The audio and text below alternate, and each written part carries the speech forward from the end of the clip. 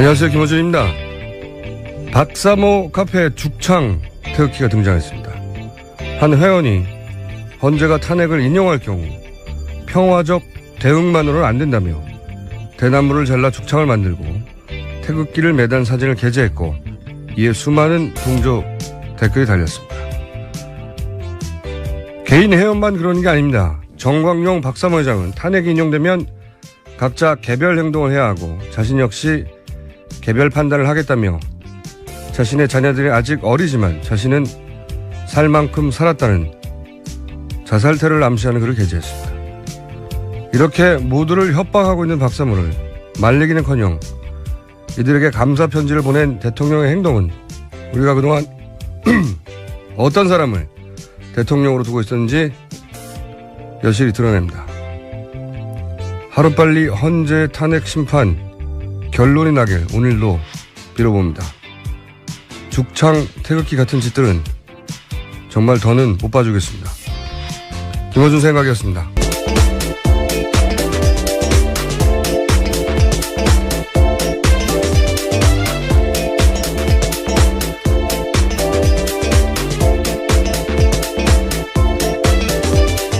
안녕하세요. 시사인의 김은지입니다. 네. 자, 오늘 첫 뉴스는 아무래도 어제 특검의 수사 발표가 있었으니까 관련 뉴스가 아주 쏟아지고 있어요. 네, 어제 특검이 수사 결과 발표하면서요. 박 대통령한테 적용한 혐의는 모두 5가지입니다. 삼성으로부터 뇌물 수수받은 거, 문화예술계 블랙리스트 작성 시행, 공무원과 민간의 인사부당 개입 등인데요.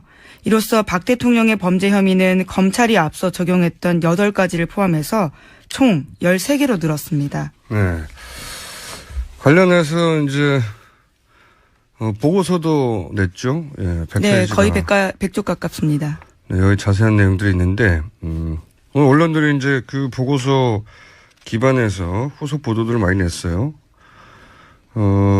관련 보도 좀 모아서 알려주세요. 네, 한겨레 보도가 좀 눈에 띄는데요.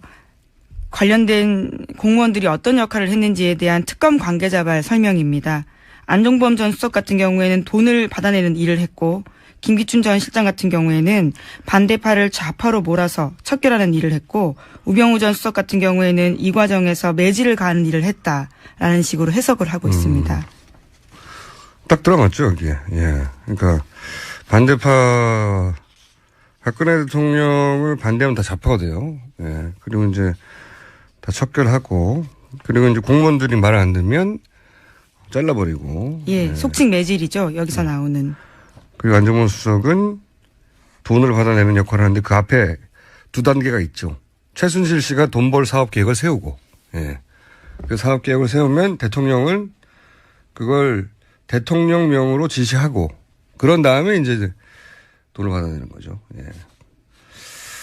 훌륭한 역할 분담입니다. 네. 이걸 하루 이틀 한 게 아니라, 네. 그렇죠. 취임 이후부터요. 쭉 했다. 예, 예. 예. 우리가 지금 집중하고 있는 건 사실 스포츠 재단하고 미르 재단, 이 두 재단을 중심으로만 바라봐서 그렇지, 여기 드러나지 않은, 그전에는 가만히 있었을까요? 재단과 동시에 이 일을 시작했을까요? 그전에 오랜 세월. 아직 드러나지 않은 일도 많다고 봅니다. 예, 그렇죠. 예, 예. 미얀마 같은 경우에 이 재단하고 직접 상관이 없잖아요. 근데 고영철 씨가 내놓은 문서나 이런 걸 통해 드러난 건데 그렇게 아직 밝혀지지 않은 일들 많다. 저는 그렇게 생각합니다. 밝혀지지 않은 일들에 대해서 좀 더 짚어보기로 하고. 자, 또 관련 뉴스 또 어떤 게 있습니까? 네, 특검이 속칭 세월호 7시간과 관련된 수사도 일정 부분 이야기를 했는데요. 세월호 7시간은 여전히 미궁 속이긴 합니다. 하지만 특검 결과를 보면 대통령이 세월호 전날 저녁부터 당일 오전 10시경까지 무엇을 했는지는 여전히 확인되지 않았다라는 이야기도 했습니다.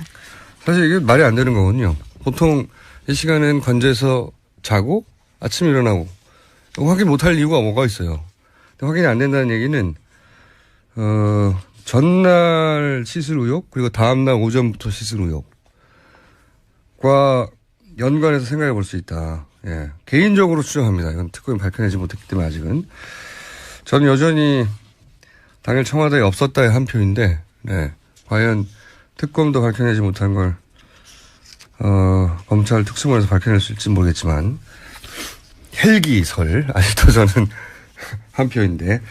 자, 세월호 7시간에 관해서는 그렇고요. 또 다른 뉴스는 어떤 게 있습니까? 후속으로. 네, 대통령 비선 의료만이 아니라 미용 시술 관련해서요. 이미 알려진 새칭 주사 아줌마, 기치료 아줌마에 이어서 이번에는 왕십리 원장까지 등장했습니다. 왕십리 원장.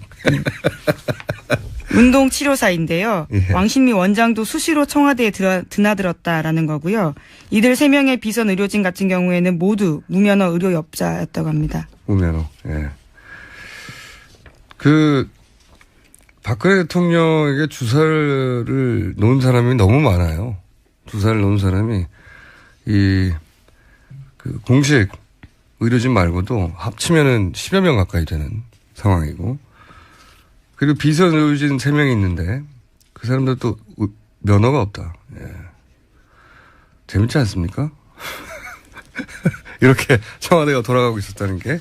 네, 말이 멋있어서 그렇죠. 속칭 야매라고 말할 수 있는 거죠. 그렇죠. 예. 비선이라는 말이요. 예.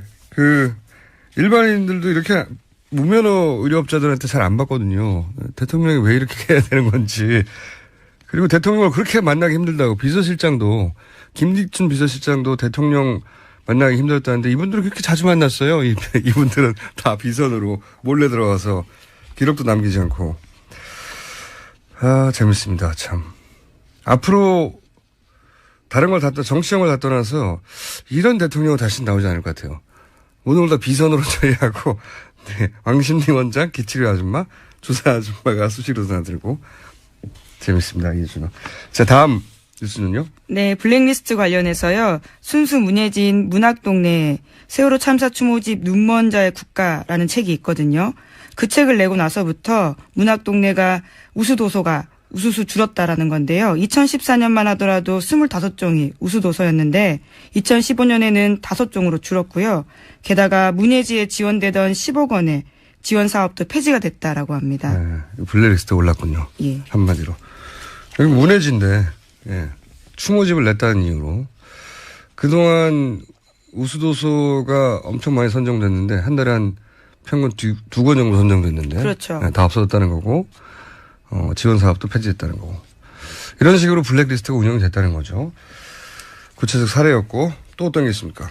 네, 화이트리스트와 관련해서는요. 청와대가 정경련을 통해서 운영했다라는 건데요. 특검 발표에 따르면 특정 단체명과 금액까지 청와대 정무수석실이 지정해줬고요.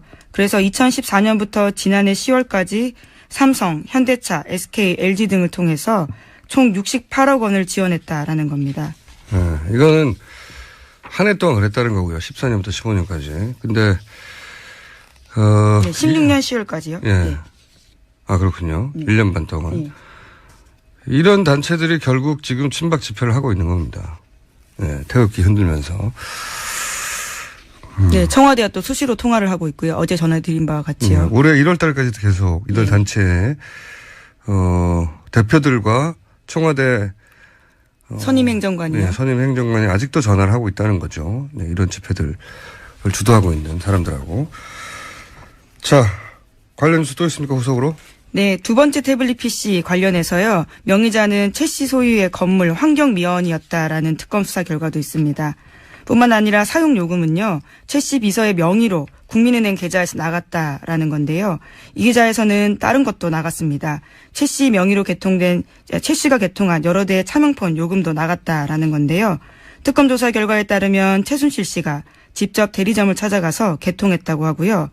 태블릿 PC 암호는 최순실 씨가 휴대전화 등에서 사용했던 L자 패턴과 같다고 합니다. 그리고요. 태블릿 PC에는 개통 다음 날인 10월 13일에 열렸던 박 대통령 말씀자료 수정본이 들어있었는데 검찰 조사에서 정호성 전 비서관은 이 자료를 자기가 최순실 씨에게 줬다 이렇게 인정했습니다. 이런 게 바로 증거가 차고 넘치는 거죠. 예.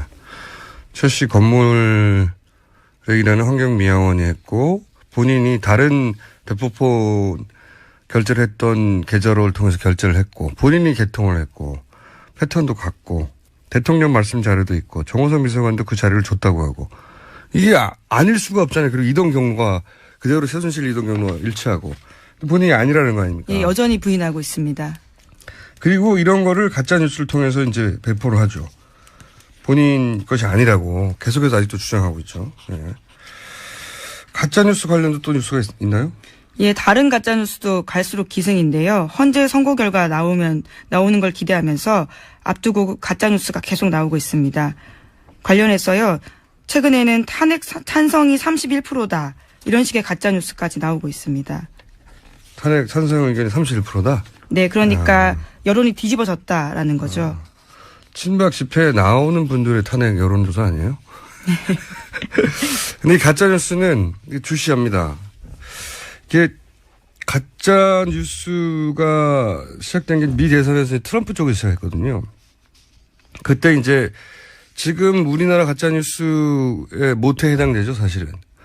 지금 우리나라 가짜뉴스가 주장한 것들과 거의 원조니까 유사한 논리들을 구사했어요. 기성 언론들은 믿을 수 없다. 그러면서 뭐 예를 들어서 CNS 뉴스. 원래 CNN 뉴스잖아요. 네네. CNS 뉴스. 이게 친트럼프 뉴스 사이트가 만들어져요. 뉴스 사이트가 똑같이 생겼어요. 예. 철자로만 다르고. 우리도 이제 노컷 있잖아요, 뉴스가. 근데 노컷 일베라고 제호를 그런 식으로 만들었는데 여기 보면 이제 팩트가 아니라 이제 주장을 하는 건데 자기 주장을 뉴스의 포맷으로 만들어서 그렇죠. 사실처럼 주장을 합니다.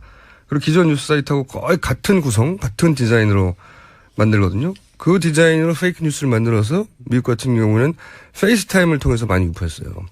우리는 이제 카톡을 통해서 많이 유포하죠. 네네. 네. 거의 유사한 구조인데 근데 미국 경우에는 그 배후에 엔지니어 출신으로 헤지 펀드를 운영해서 굉장히 큰 돈을 번 빅데이터 전문가가 있습니다. 미국에. 정치연금도 많이 내는 사람인데. 그 전문가가 프로를 고용해서 만든 사이트였어요. 실제로. 아마추어들이 한 게 아니고. 그리고 그 전문가는, 트럼프 진영에 막대한 후원금을 냈던 사람이기도 하고. 여기서 이제 재벌과 또 겹치기도 하죠. 네. 우리나라 가짜뉴스 역시 이제 이 생산되는 뉴스의 포맷이나 사이트나 문구, 그리고 기사를 만들어내는 속도, 배포, 이런 거 보면은 매체 제작을 한 경험이 있는 사람이 총괄하는 게 거의 확실해요, 제가 보기에는.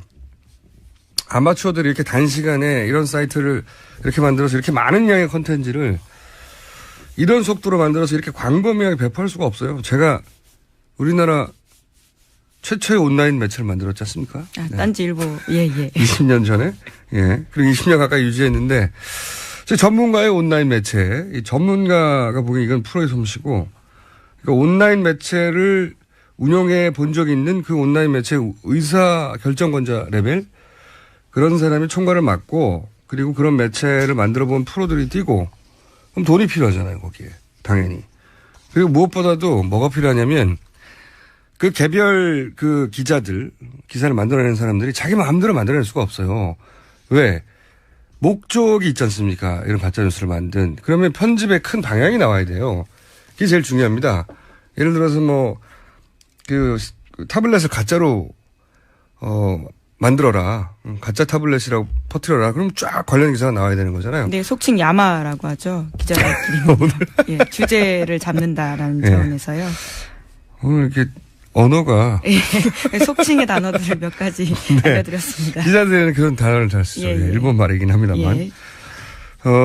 그거를 잡는 사람이 제일 중요한 거예요. 매체 이 기술적으로 어떤 사이트를 만들고 그건 사실 그런 걸 만들어 본 프로들이 와서 하면 되는데 중요한 건 그런 사람들이 어떤 방향으로 콘텐츠를 나갈 것인가를 지시하는 사람. 컨트롤 타워가 되겠죠. 컨트롤 타워가 꼭 있어야 돼요. 그러니까 이걸 좀 좁혀보면 친박 진영에 온라인 미디어를 운영한 경험이 있는데 그러면서 청와대와 교감할 수 있을 만큼 가까이 있었던 그런 총괄이 누굴까? 또 하나 청와대에서 현재 이제 문고리 3인방 김기춘 이 공백이 생겼잖아요. 네, 우병우 전 수석까지요. 네. 이 공백을 메우면서 그 공백 사이에 대행을 하고 있는 그들이 했던 역할을 대행하고 있는 거라고 짐작되는 컨트롤 타워는 누굴까? 대략 짐작 가는 사람들이 있어요, 저는. 예. 계속 앞으로도 탄핵 심판 이후에도 추적하려고 하는데, 헌재 사찰 나왔지 않습니까? 네네. 우병우 전 민정수석이 이제 본인과 신분이 있는 국정원 고위 간부, 아마도 국정원 2차장이 아닐까라고 이제 추정들 하고 있는 그 누군가에게 연락을 해서 이런 일이 벌어졌다. 이게 이제 보도 내용이었잖아요. SBS의 주말에. 근데 이 보도가 사실이면 뭐 개인적으로는 그런 개연성은 충분히 있다고 보는데. 박 대통령이 갑자기 전화기를 들고 우병우 전 민정수석에게 여보시오, 그것 좀 알아보시오. 했을 리가 없잖아요. 본인 스타일상으로도 그렇고. 그리고 이걸 수십 년간 그렇게 해오지 않았는데 공식 라인을 통해서 했을 리도 없잖아요. 이런 일을. 불법인데. 그러면 중간에 누군가가 우병우 전 민정수석에게 연락을 했을 거 아닙니까? 당연히. 그것 좀 알아봐달라고.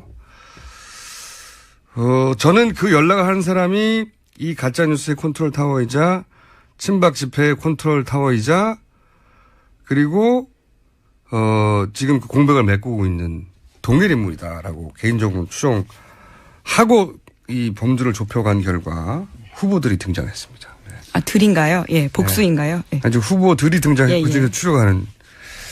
박 대통령은 평생 아주 극소수에 신뢰하는 사람하고는 소통했거든요. 예. 그건 이미 평생을 통해 여러 방식으로 입증된 거고 여러 사람이 일을 이렇게 막 나눠서 하지 않아요. 시스템을 믿지 않고. 예. 자, 누굴까요? 충분한 입증 자료가 나오면 제가 이제 공개할 생각인데 아직은 충분하지 않아요. 네. 이 그림이 좀 그려졌다. 가짜뉴스 등장하면 앞으로 다음 시간 정도에 뭔가 말할 수 있을 게 생기지 않겠는가 예고합니다. 예. 자, 다음 수는요? 네, 양승태 대법원장이 어제 헌재 소장 권한대행인 이정미 재판관의 후임자를 지명했습니다. 때문에 불필요한 정치적 논란이 낳고 있는데요. 후임 재판관 지명이 탄핵 심판 선고 지연의 빌미가 되는 것을 우려해서 지명 절차를 유보했던 대법원이 갑자기 태도를 바꿨기 때문입니다. 이건 제가 보기엔 굉장히 비겁한 결정이에요. 왜 비겁한 결정이라고 생각하냐면 탄핵 심판 결과가 나고 그래 봐야 일주일밖에 상관 차이가 없잖아요. 그때 발표하면 되잖아요. 근데 굳이 지금 발표했어요. 그죠? 만약에 정말 그 후임을 빨리 바꿨어야 했다면 진작에 지명했어야 되고요. 네. 근데 이제 이정미 재판관의 후임을 이렇게 지명해버리면, 그 친박 진영, 그리고 박근혜 대통령 대리인단, 예, 예. 변호인단이 주장해왔던 지금 7명이 될지 몰라서 7명이 되기 전에 결론을 내려가 한다는 게 지금까지 논리였는데 그 논리를 반박할 수 있는 근거를 정해 주는 거거든요. 예, 그렇게 되는 셈이죠. 네. 그래서 이제 이걸 들어서 이제 후임 지명됐으니까 후임이 새로 오면 결론을 내자 급하게 할 필요 없다. 이 논리를 계속 주장하고 싶었는데 그동안 후임이 지명이 안 돼가지고 못했잖아요.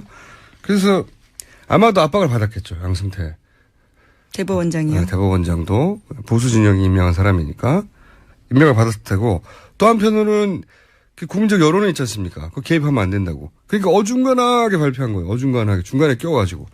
일주일만 있다가 발표하면 되는 것을 굳이 어중간하게. 그래 놓고, 탄핵 선고에 영향을 주지 않으려고 했다. 말도 안 되는 소리죠. 선고에 영향을 주지 않으려고 했다면 임명을 일주일 있다가 하면 되는 겁니다. 예. 전혀 필요 없는 불필요한 그 논란을 만들어냈거든요. 이게 좀 어색한 게요. 이상훈 전 대법관 같은 경우에도 지금 후임 없이 나가 있는 상태거든요. 그러니까 대법원도 한 자리가 비어 있습니다.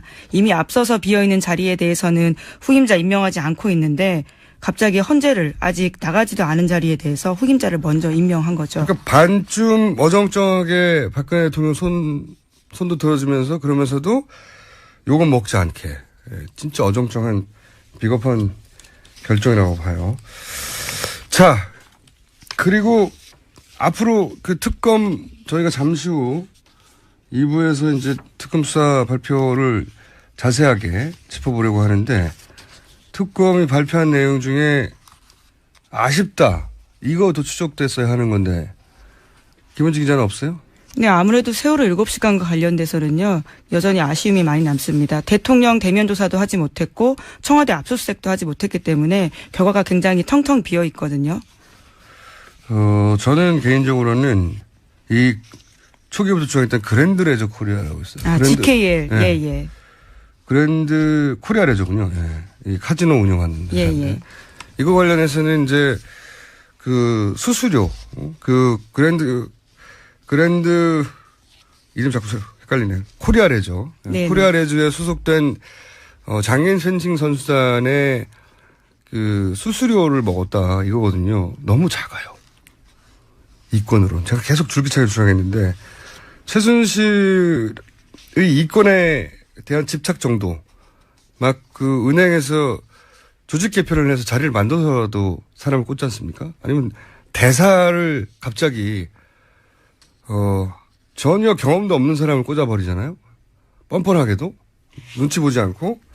그런데 그냥 그 수수료 사람당 1,000만 원 받아가지고 이것 때문에 카지노 이권에 이게 말이 안 된다고 봐요. 저는 수사가 할 게 너무 많아서 제대로 파헤치지 못했다고 생각하는데 줄기차게 노래 불렀던 카지노 정키빵. 예, 검찰 특수본에 제보하시는 걸로. 정키빵 이권에 눈독을 들였을 거라고 저는 추정하고 추가 수사가 꼭 필요하다고 봅니다. 제가 여기에 대해서 계속 얘기하는 이유는 뭐냐면 그 박근혜 최순실 게이트가 어디가 바닥인가. 얼마나 저열했는지 그 바닥을 들춰낼 수 있는 사안이에요. 그러니까 카지노에서 그 정키빵 소위 이제 빚으로 도박하는 거죠. 예. 그거 사채 회수하는 거거든요. 그 사채 회수할 때 이권이 생겨요. 그거는 또 들었을 거라고 저는 봅니다. 크다고 저는 알고 있어요. 그리고 또 하나는 말 관련 사업들 있지 않습니까? 말 관련 네네. 사업들.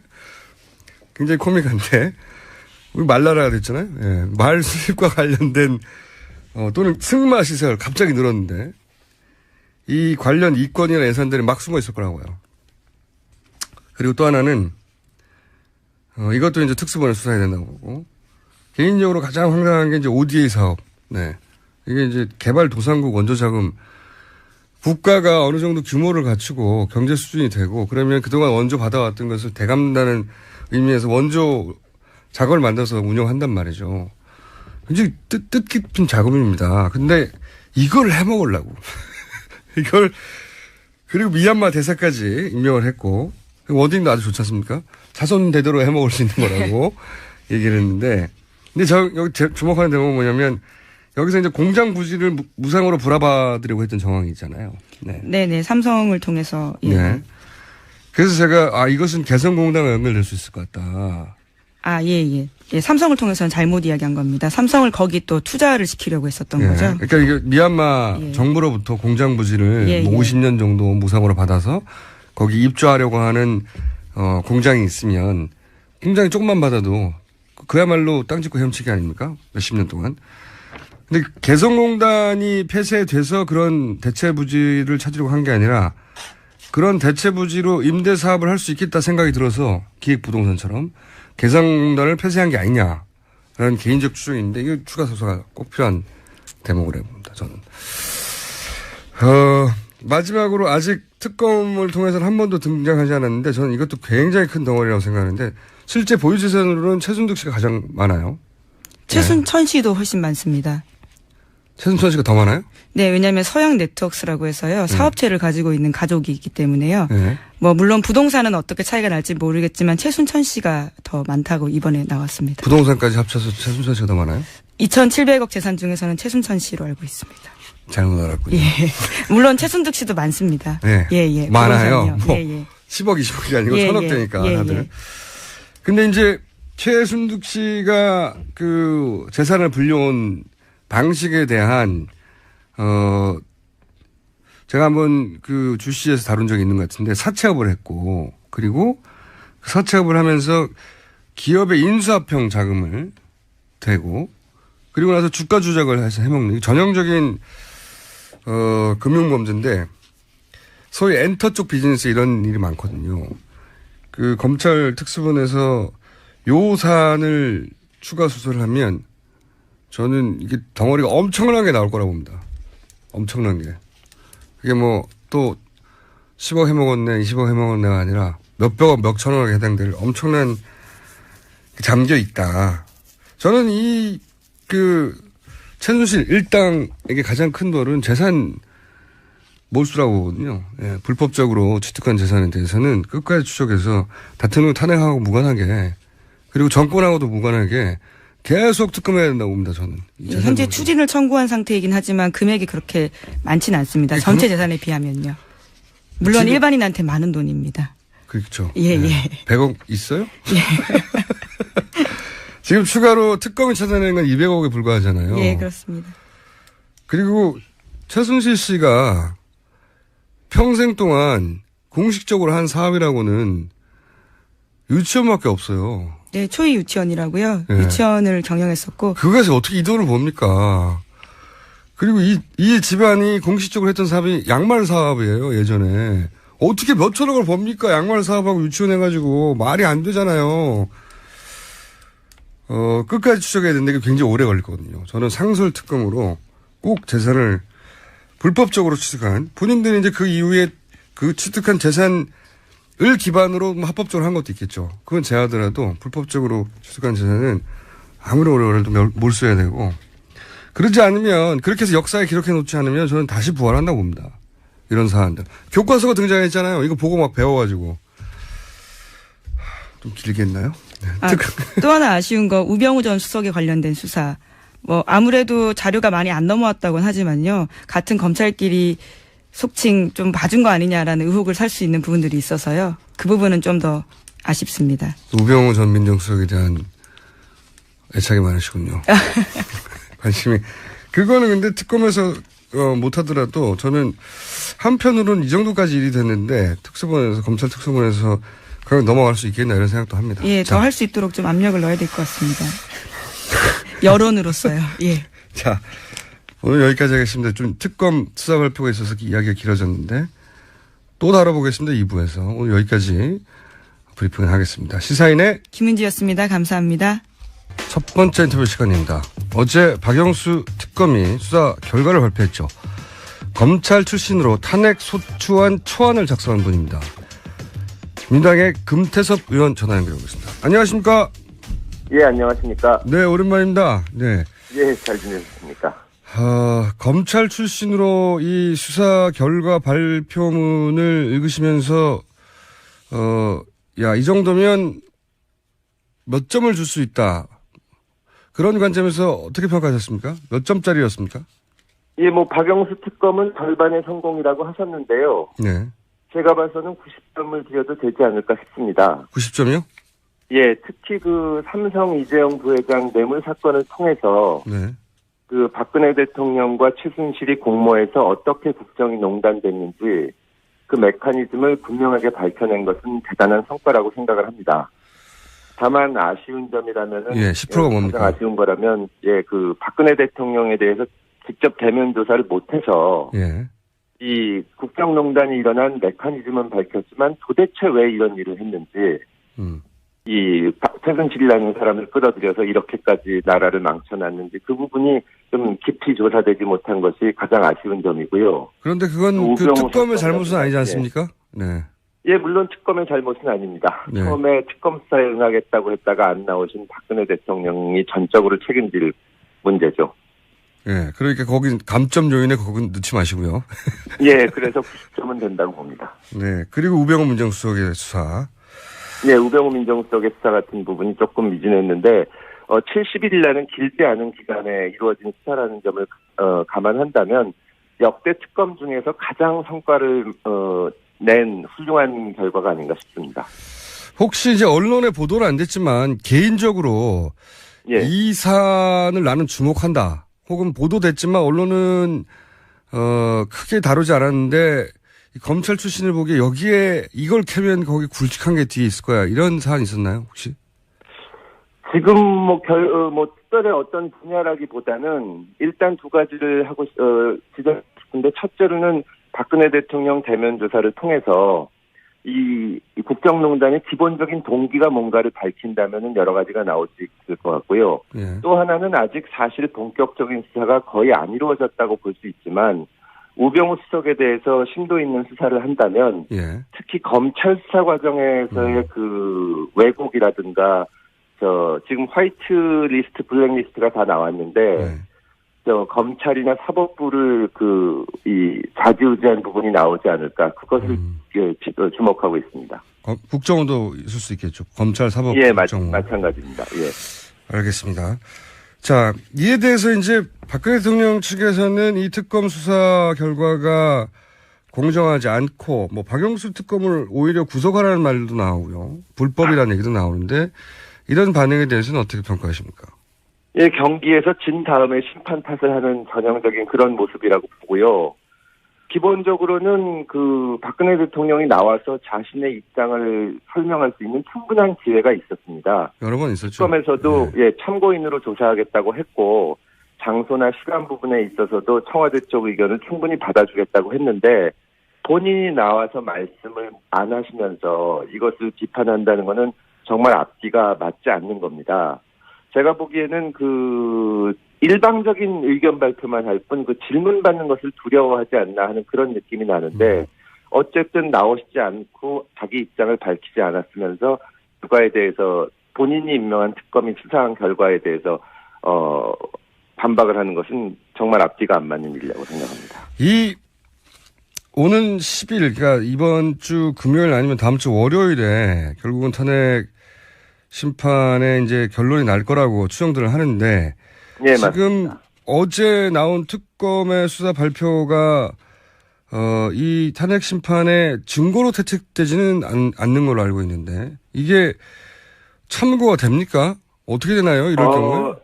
일단 헌재에서도 공식적으로 밝혔지만 증거로 채택이 안 됐기 때문에 이 부분이 직접적인 영향을 미치지는 않습니다. 네. 그러나 역설적으로 봐서 특검에서 지금 드러난 사실들이 지금까지 국민들이 짐작하는 것과 전혀 다르지 않거든요. 말하자면 무슨 박근혜 대통령이 사실은 억울했다거나 다른 사정이 나오지는 않았고, 그 다음에 이 언론 보도들을 결국 헌법재판관들도 보시게 되는데, 구체적인 범죄 사실보다도 대통령은 지금 아무 사익도 추구한 적이 없고, 잘못이 없다고 말씀을 하지만, 그렇다면은 왜 그렇게까지 대포폰까지 만들어서 청와대에서 국정을 운영했는지, 이런 부분이 간접적으로는 영향을 줄 것으로 생각을 합니다. 이런 보고서가 헌재에도 가긴 갑니까?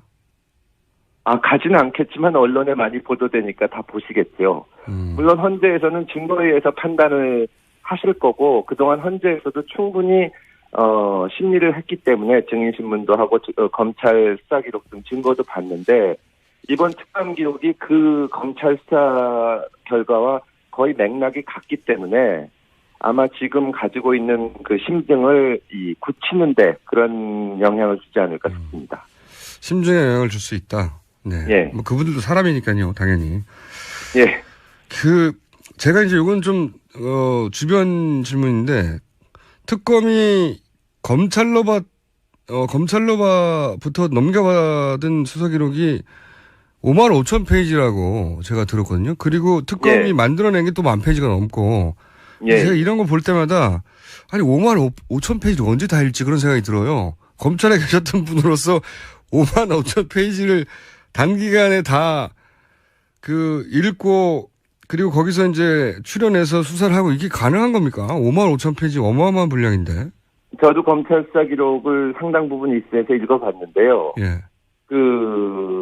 다 읽어봅니다. 저희는 그런 쪽으로는 좀 훈련이 돼 있기 때문에, 변호사 할 때도 의뢰인들한테 드리는 말씀이 뭐라도 적어내면은 판사나 검사들은 다 읽어본다. 그래요? 특히 이런 중요한 사건에서는 놓치는 부분이 있어서는 안 되기 때문에 아마 여러 번 읽어봤을 거로 생각을 하고요.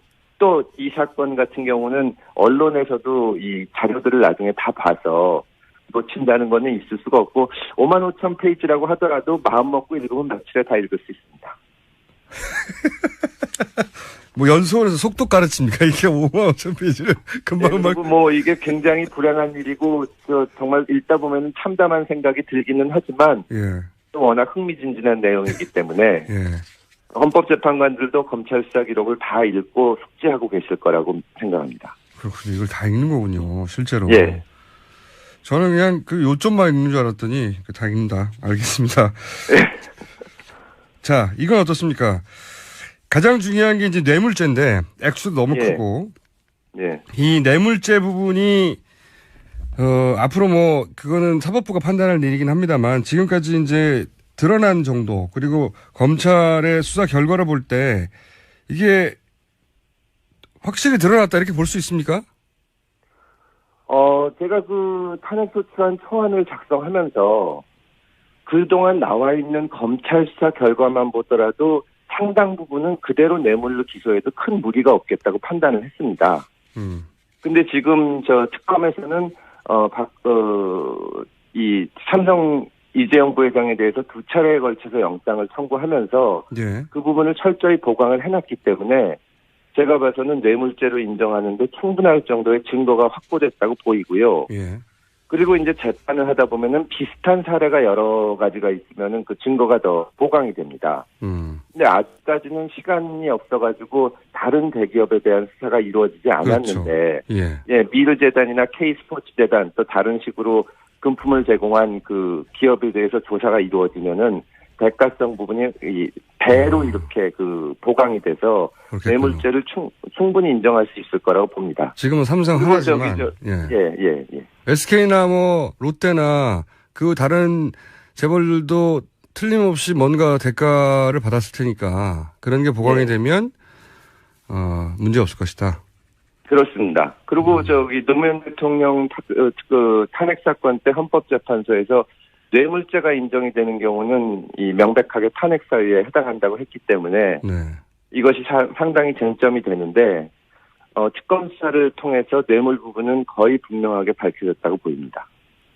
가장 큰 성과 중에 하나죠, 사실은. 예, 그렇습니다. 예, 삼성이 장사를 시작한 이래 79년간인가요? 단 한 번도 구속된 적이 없는데 이거 하나만으로 특검은 자기 할 일을 다 했다 싶은데 또 한 가지 아무도 예상치 않았지만 기대치 않았지만 굉장히 큰 성과를 낸 게 블랙리스트 수사지 않습니까? 예, 맞습니다. 이걸로 김기춘 전 비서실장이 구속될 거라고는 법을 그렇게 잘 아는 본인도 몰랐을 것 같아요. 예? 사실 뇌물죄는 검찰에서도 뇌물죄 적용을 안 했다 뿐이지 상당히 조사가 돼 있는 상태였는데 예. 이 블랙리스트 부분은 검찰 수사에서 별다른 언급이 없었거든요. 그렇죠. 예. 근데 이거를 그 명단을 포함해서 완벽하게 밝혀냈고 더군다나 한 발 더 나가서 이제 블랙리스트는 지원 같은 것을 못 받게 하는 것인데 예. 이제 전경련을 이용해 가지고 이 관변 단체들의 지원을 한 소위 화이트리스트까지 밝혀낸 것은 기대 이상의 정말 대단한 성과라고 생각을 합니다. 그러니까요. 이걸 통해서 결국은 한 번도 평생 동안 또 법적 단죄를 받은 적이 없는 김기춘 전 비서실장이 구속이 됐다는 것도 대단한 성과라고 저는. 예, 그렇습니다. 특검이 정말 앞으로 특검이 나올 때 이제 다른 사안으로 특검이 나오면 항상 이 특검이 거론될 것 같아요. 예. 니네는 왜 그렇게 못했냐고. 근데 이번 사건 자체가 워낙 수사할 점이 많아서 예. 사실은 처음부터 성과를 어느 정도 낼 거라고 생각을 했지만 그래도 박영수 특검을 비롯해서 특검보들과 파견 검사들이 정말 최선을 다해서 수사를 했다는 것이 느껴집니다. 알겠습니다. 이 수사 결과를 보더라도 자세하게 밝혀냈고 못 밝힌 부분은 못 밝힌 부분까지 실마리나 단서를 제시하면서 검찰에서 추가 수사를 하는 방향을 제시하고 있기 때문에 정말 큰 성과를 냈다고 평가합니다. 자, 그러면 7시간 비선 진료 이 부분은 어떻게 평가하십니까? 7시간 부분에 대해서도 박근혜 대통령이 대면 조사를 거부해서 분명히 밝히지 못했지만 지금 특검 수사 결과에서 사진까지 보여주면서 일부 언론에 보도됐던 것처럼 2014년 4월 15일 국무회의 당시에는 시술 자국이 없었는데 예. 17일에는 시술 자국이 있다. 예. 그러면 15일 저녁서부터 16일 오전까지 뭘 했는지는 밝혀지지 않았고 예. 그때 어떤 시술을 받았을 가능성도 있다고까지 제시를 해놓은 상태입니다. 예. 그래서 결국에 가서는 탄핵이 지나면은 박근혜 대통령이 검찰 수사를 받게 될 텐데 그때 이 부분에 대해서 과연 무슨 일이 그 시간 동안에 있었는지 충분히 밝혀질 수 있을 것으로 보입니다. 자, 이건 어떻습니까? 이제 이런 우려를 여러 사람들이 여러 가지 방식으로 사전에 밝혔었는데 검찰로 되돌아가면 예. 검찰이 직접 관련된 사안들도 소위 이제 우병우 라인 예, 예. 직접 관련된 사안들도 있을 텐데 검찰이 자기 식구들을 제대로 수사할 수 있겠냐. 그리고 그런 라인에 있다고 하는 분들이 대부분 고위직에 있는데 그분들이 이제 가만히 있겠냐. 이런 우려 있지 않습니까? 검찰에 계셨던 분으로 어떻게 보세요? 그 부분에 대해서는 저도 반신반의합니다. 사실 그 내부 수사가 가장 어렵고 검찰을 믿기는 어려운데요. 이번 특검 수사 결과에 대해서 많은 국민들이 이제 그 인정을 하고 있기 때문에 만약에 검찰에서 내부적인 수사를 제대로 못 해낸다면 다시 국회에서 특검법을 통과시키거나 특검을 재가동을 해서라도 그 부분은 밝혀질 것이라고 봅니다. 그러니까 검찰이 스스로 밝히지 않는다면 특검이나 혹은 다른 그런 외부적인 기관에서 이것을 손을 대게 될 것이고 그 경우에는 검찰이 정말 괴멸적인 상처를 받게 되기 때문에 아마 검찰도 밝힐 수 있는 데까지는 밝히려는 노력을 할 거라고 보입니다. 재산 추정은 어떻습니까? 최순실 관련한 재산에 관해서는 워낙 말도 많고, 이게 역사도 오래됐고, 예, 예. 최순실 일가 쪽에서 나온 증언들도 있고요, 보면. 예, 예. 친척들 통해서. 근데 이제 예. 너무 오래돼서 이게 과연 제대로 밝힐 수 있을까 하는 의문이 있거든요. 그 부분은 김어준 씨도 추적하고 있지 않습니까? 이번에 그것도 상당한 성과라고 보이는데요. 물론 다 찾아내진 못했겠지만 이 사건의 본질을 밝히려면 맨 처음부터 박근혜 대통령이 왜 이렇게 행동을 하게 됐는지를 좀 그렇죠. 찾아내야 되는데 그 단서가 되는 것이 그 최순실 일가의 재산이라고 생각이 됩니다. 그래서 경제 공동체라는 얘기가 나왔었는데, 그죠? 예. 2천 몇백억 정도를 찾아냈는데 물론 다 찾았다고 보지는 않지만 실마리들이나 단서들이 상당히 있을 거기 때문에 검찰에서 시간을 가지고 조사를 한다면 전모를 밝힐 수 있을 것이라고 보고 또 반드시 밝혀야 된다고 봅니다. 이게 개인의 실력으로 얻은 재산이라면 전혀 그럴 필요가 없지만 만약에 진짜 무슨 이 박근혜 대통령의 재산이 어떤 식으로 나갔다든가 공공이나 국가 재산이 빠져나갔다든가 했을 가능성이 있기 때문에 이 부분은 시간을 두고라도 철저히 추적을 해야 됩니다. 재산이 최초로 형성된 과정도 지금 불투명하고 형성된 재산이 불려지는 과정도 불투명하고요. 예, 지금 어디 숨어 있는지도 불분명한데 여러 가지 제보가 들어오고 있고 또 우리 당의 안민석 의원님을 비롯해서 많은 분들이 추적을 하고 있는데 이제 그 특검 기간은 끝났지만 검찰 수사 기간은 제한이 없는 것이니까요. 이 부분은 시간을 갖고라도 끝까지 파헤쳐야 될 부분이라고 봅니다. 이 재산, 만약에 그런 재산을 불법적으로 취득한 것이 확인된 재산이 있으면 재산을 몰수할 수 있는 관련 법안도 준비되어 있나요? 이 범죄 수익인 경우에는 몰수를 할 수가 있는데 워낙 오래된 재산인 경우에는 시효 같은 것이 지나고 입증도 어려워서 그게 다 환수하기는 어려울 겁니다. 특별법을 만들기라도 해야 되지 않나요? 그 어떻게 해서 그 재산이 형성됐는지 밝혀진다면 이 그 범죄에 가담했던 사람들이 마음 놓고 쓰지는 못하게 하는 어떤 조치가 있을 거라고 생각이 됩니다. 이 부분은 특히나 역사의 교훈으로 탄핵 결과와 상관없이 대선 결과와 상관없이 끝까지 밝혀서 사실은 기록해둬야 된다고 생각이 들어서. 정권이 바뀌더라도 이 국정 전반에 대한 농단의 전모와 함께 이 재산 부분은 반드시 추적을 해서 밝혀내야 됩니다. 알겠습니다. 마지막 부분 질문인데 이제 공소 유지 얘기를 많이 합니다. 이제 이 용어도 사실은 검찰이 아닌 일반인들은 최근에 처음 듣는 이야기인데 결국은 기소만 했을 뿐이지 그게 이제 재판 과정에서 유죄 판결 나기 전까지는 끝난 게 아니지 않습니까? 맞습니다. 근데 이제 그 유죄 판결을 얻어내기 위해서 쭉 검찰이 해야 되는 노력을 이제 공소유지라고 표현을 하는데 지금 현재 남아있는 인력이나 혹은 지원되는 비용이나 이런 걸 볼 때 큰 문제가 없습니까? 제도적으로 여러 가지 문제가 있는데 이 필요하다면 입법적 조치를 취해서라도 인적 자원이나 이 다른 지원을 해서 공소유지에 문제가 없게 해야 됩니다. 이것이 만약에 수사를 이만큼 해서 밝혀냈는데 재판 과정에서 지원이 충분히 안 돼서 공소유지에 문제가 생긴다면 국민들이 용서하지 않을 겁니다. 예를 들어서 삼성은 사실은 약간 과장해서 말하자면 자원이 무제한에 가깝잖아요. 맞습니다. 국내에 있는 모든 변호사를 동원할 수 있을 정도의 재력이 있고 커넥션이 있는데 예를 들어 삼성 이재용 부회장의 재판 과정에 동원될 변호사가 5명이 아니라 50명이 될 수도 있는 거지 않습니까? 예, 그런데 지금 뭐 윤석열 박영 검사를 비롯해서 나가 있는 분들이나 박영수 특검이나 이런 분들도 형사 사건과 범죄 수사에 대해서 또 공소유지에 대해서는 어디다 내놔도 빠지지 않는 경험을 갖고 있기 때문에 네. 충분히 진실이 밝혀질 수 있을 것이라고 봅니다. 근데 어디다 내놔도 빠지지 않는 변호사가 수십 명 달라붙을 수 있지 않습니까? 그러면 검사 1명 대 변호사 30명 이렇게 될 수 있잖아요. 양측이 다 실력 있는 사람들이 나와서 충분히 공방이 벌어지면 예. 결국 진실이 승리할 것이라고 생각합니다. 그렇지 않은 경우도 제가 봤거든요. 자, 한 가지 더. 예. 여기서 이제 국민들이 계속 이 공소 유지도 관심을 가지고 지켜봐야 된다는 거고. 예. 또 한 가지는 이제 거기에 이제 특검에 남아있는 분들이 그분도 다 생활인인데. 맞습니다. 예. 근데 이제 변호사였던 분들은 자기 생활 규모가 있었을 거 있었잖아요. 예, 그래가지고 이 특검법이 만들어질 때 여야 합의 과정에서 충분한 검토가 못 이루어진 부분이 그 부분인데요. 생활비가 안 나와요, 이분들에게. 어떡하죠? 예, 그 부분에 대해서는 좀 법 개정이 돼야 되고, 예.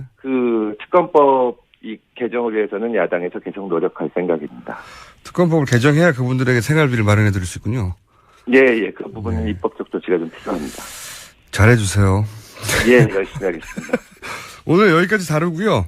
저희가 탄핵 결론이 난 다음에 다시 한번 연결하겠습니다. 오늘 말씀 감사합니다. 예, 감사합니다. 네, 지금까지 민주당의 금태섭 의원이었습니다. 나오지 않는 진짜 뉴스라고 주장하는 하영의 오프 더 레코드. 오늘은 전화 연결입니다. 하영 기자. 예, 안녕하세요. 한겨레 하호영 기자입니다. 네. 아니, 직접 나오시지 않고 이렇게 전화로. 요즘 민주당 경선이 치열해지다 보니까요. 네. 아침 일정이 좀 많습니다. 그래서 저는 지금 안희정 지사 이른바 마크맨이죠. 예. 안희정 지사 캠프를 출입하고 있고요. 그래서, 부득이하게 전화 연결했습니다. 네, 죄송합니다. 마크맨들이 다 있잖아요. 이재명 시장 네네. 마크맨도 있고, 문재인 전 대표 마크맨도 있고. 네. 그리고 토론회가 시작됐는데, 마크맨들이 원래, 본인 마크맨들의 활동에 대해서 이제 나중에 모여가지고 얘기들 하잖아요. 하죠. 예. 예. 그러면 물론 채성 고양시장에 대한 마크맨도 있나요? 아니면 마크맨을 따로 두지 않나요? 채성. 최 지사님께는 좀 죄송한 말씀입니다만, 묶어서 합니다. 예. 네. 아무래도 인력의 문제가 있다 보니까요. 네. 그리고 이제 갑자기 등장하셔가지고 사실은. 예. 그럴 수밖에 없었겠죠. 누구 마크맨이 채성 고양시장은 묶어서 마크합니까? 보통은 이재명 시장 마크맨이 묶거나요. 아니면 안희정 지사. 그러니까 1위를 제외한 2, 3위 쪽에서 보통 마크를 같이 묶지요. 예. 네. 자. 솔직하게 말씀드리면 마크맨이 없는 언론사도 아마 있을 겁니다. 네. 채성시장. 네. 예. 고양시장이신데 채성시장님 죄송합니다. 너무 늦게 등장하셨어요. 자. 그러면 경선 토론회가 있었지 않습니까? 2차례 예. 있었어요. 한 번은 라디오고 하나는 인터넷 생중계를 했는데 마크맨들이 자신의 마크맨에 대해서 토론회 평가를 하잖아요. 예. 예. 그 평가가 어땠습니까? 사실대로 얘기해 주세요. 일단 문재인 전 대표, 안희정 지사, 이재명 시장, 최성 시장 이 순서대로 말씀을 드리는 게 좋을 것 같은데요. 네. 일단 문재인 전 대표 같은 경우에는 우선 준비된 느낌이 확실히 있었다. 네. 그리고 두 번째 토론 같은 경우에는 특히 적극적으로 자신의 의견을 좀 개진하려고 했거든요. 예.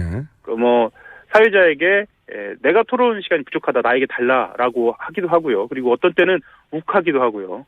욱도 하셨어요? 예.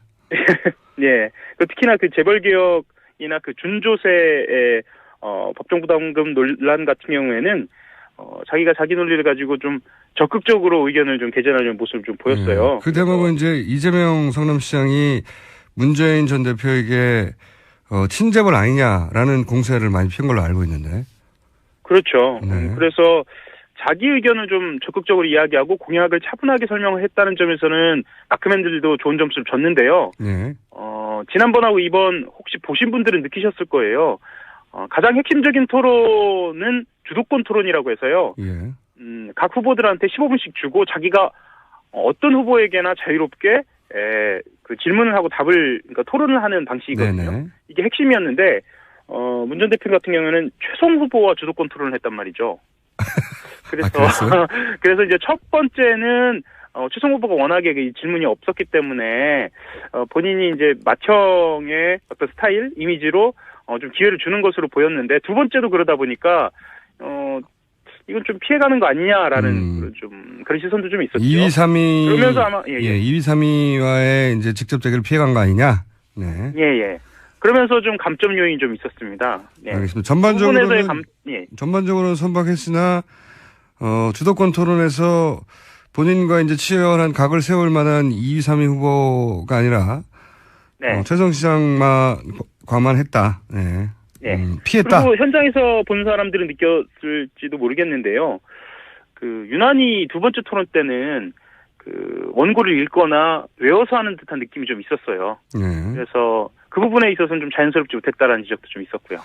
자, 그러면 그게 감점 요인이었고, 근데 전반적으로 자기 논리는 잘 세웠다, 뭐 이런 정도의 플러스가 있고, 자, 그 다음에 지지율 기준으로 하자면 현재 기준으로는 2위 후보인 안희정 도지사는 어땠습니까? 평가가? 안지사 같은 경우에는 지난번 1차 토론 때는 실제로 몸이 좀 안 좋았다고 그래요. 그래서 약간 토론에서 본인이 평소에 그 증문즉답이라는 형식을 통해서 자유롭게 이야기하는 것과는 달리 약간 불안한 모습도 좀 보였거든요. 근데 2차 토론 때는 확실히 안정된 느낌은 좀 있었습니다. 그런데 본인이 지금 가장 논란이 되고 있는 대연정에 대해서 정말 한번 마음 먹고 드라이브를 좀 걸겠다라고 좀 처음에는 알려져 있었거든요. 근데 그 이슈는 살짝 피해가면서 오히려 안보 이슈에 좀 집중하는 느낌이 좀 있었어요. 이건 전략적인 것인지 아니면 토론에서 본인이 스스로 그 상황에 맞게 태도를 바꾼 것인지는 그건 좀 더 들여다봐야 할 것 같고요. 다만 이제 기자들이 그 마크맨들이 갈증을 느끼는 부분, 안지사에 대해서 갈증을 느끼는 부분은 항상 구체적으로 그럼 무엇을 할 것인가예요. 네, 이 구체적인 부분에 대해서 여전히 등장하고 있지 않다는 점에 대해서는 조금 더 아쉬웠고요. 이게 단순히 합부의 문제냐 아니면은 아직 충분히 준비되지 않았느냐. 그렇죠. 그런 논란을 불러일으키는 대목이죠. 네. 그래서 답변이 구체적이지 않았다라고 하는 감점 요인이 있었다는 거죠. 네네. 뭐 다만 안정감은 좀 있어 보였고요. 그리고 실제로 보신 분들도 아시겠지만 그 토론 스타일에 맞는 태도를 좀 보였어요. 이번에는 좀 자연스럽기도 하고, 그리고 상대방의 공격에 대해서 매끄럽게 넘어가는 부분도 좀 있었고요. 특히나 이제 그 통합에 대한 지적이라든가 아니면 안보 이슈에 대한 지적들은 본인이 지적을 받는 상황임에도 불구하고 상대에게 태도나 어떤 그 화법의 문제를 좀 제시하기도 하고요. 특히 그 사드 문제에서 그런 이야기가 나왔는데 그런 점에 있어서는 좀 좋은 점수를 받기도 했고요. 예. 자, 그럼 이재명 아무래도 제가 안희정 지사 마크맨이다 보니까 좀 좋게 얘기했나요? 그건 감안해 주십시오. 네, 그건 감안해서 마이너스 20점 함수 듣겠습니다. 자, 이재명 시장 마크맨의 평가는 어땠습니까? 사실 이번 토론을 통해서 가장 그 유리한 후보가 이재명 시장이라고 예견했었고, 실제로 1차 토론과 2차 토론에서 가장 두드러진 사람이 이재명 시장이었던 건 맞아요. 예. 특히나 1차 토론 때는 본인이 오히려 안정감 있는 태도로 보이면서 이 시장이 이런 면모도 있었네라는 태도로 보였고요. 2차 토론 때는 이 시장이 먼저 공격적으로 나서면서 특히 그 재벌과 관련된 문제에서 아주 강하게 문 전 대표를 공격하면서 이것이 과연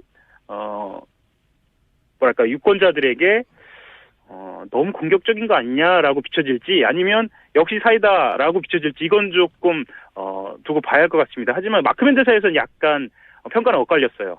역시 사이다라고 하는 쪽도 있었고요. 저렇게 되면 안정감을 좀 주기 부족해 보일 텐데라고 좀 보는 시선도 있었고요. 알겠습니다. 마크맨의 총평을 듣고 나니까 별 도움이 안 되네요.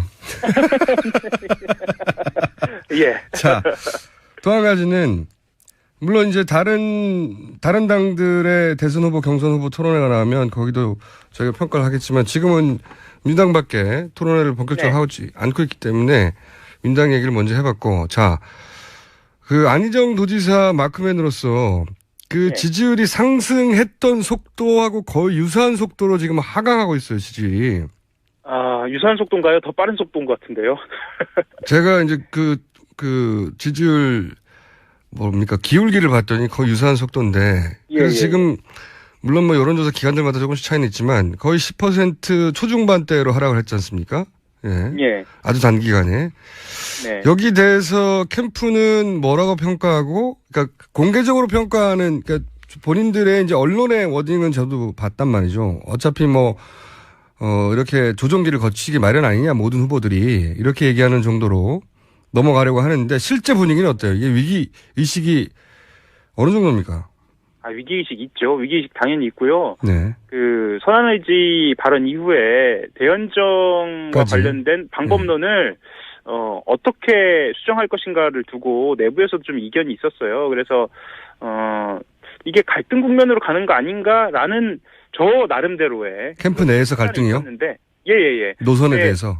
그렇죠. 그런데 사실 이 금강팀이라고 불리는 이 안희정 캠프, 그러니까 노무현 전 대통령이 그 보좌진으로 데리고 있었던 팀이 금강팀 아닙니까? 금강빌딩이 있었다고 해서. 금강팀의 결속력이 굉장히 강해요. 제가 예상했던 것보다 훨씬 강하고 대신 안희정 지사의 뜻이 뭐냐라는 것을 분명히 물어서 안희정 지사가 대연정 간다. 방법론이 지금 지지율에 영향을 있지만 대연정으로 통합론으로 간다라고 결정을 내리면서 사실 내부적으로는 이 선언의지 발언이라든가 대연정과 관련된 우려 그리고 지금 지지율에 대한 우려는 지사를 믿고 가는 것으로 그렇게 좀 정리된 상태입니다. 그 기본 방향은 알겠어요. 근데 이제 지금 본인의 뜻이 이러하다는 걸 설명해야 되는 상황이 자꾸 되는데 그렇게 되면 그렇죠. 예, 단어만으로 이미 그 야권 지지자들이 부정적인 이미지를 가지고 있는 단어들이다 보니까 이 단어의 내 본뜻은 무엇이다라고 설명해야 되잖아요. 단어만으로 이미 설명이 필요 없어야 되는데 선거 국면에서는. 그러니까 그 한겨레신문 여론조사에서 그 방법론으로서의 대연정에 대해서는 많은 국민들이 약 10명 중에 한 7명 정도 바른정당까지 포함한 그 대연정은 찬성을 하는 편이거든요. 그리고 절반 이상이 그런 형태에 대해서 긍정을 하고 있고요. 그런데 말씀하셨던 것처럼 실제로 이걸 어떻게 그 이슈와 어젠다로 간명하게 전달할 것인가에 대한 고민은 확실히 부족한 것 같습니다. 그리고 거기에 대해서도 본인 스스로들은 방법론을 계속 찾고 있어요. 그래서 이번 주는 간명하게거든요. 캠프는 간명하게 가자, 간결하게 가자라고 하는데 사실은 말씀하셨던 것처럼 계속 설명해야 되는 방법 그런 그렇죠. 상황이 좀 처해 있는 상황이죠. 예. 뭐 그 복잡한 설명을 한두 마디로 정리하는 게 이 선거에서의 아젠다고 캐치프레이즈인데 그런 면에서는 실패하고 있는 거죠. 네. 그 뜻이 무엇이든 간에. 마지막으로 그 안희정 도지사 캠프의 소위 이제 비문이라고 분류되어 왔던 현역 의원들이 합류하고 있지 않습니까?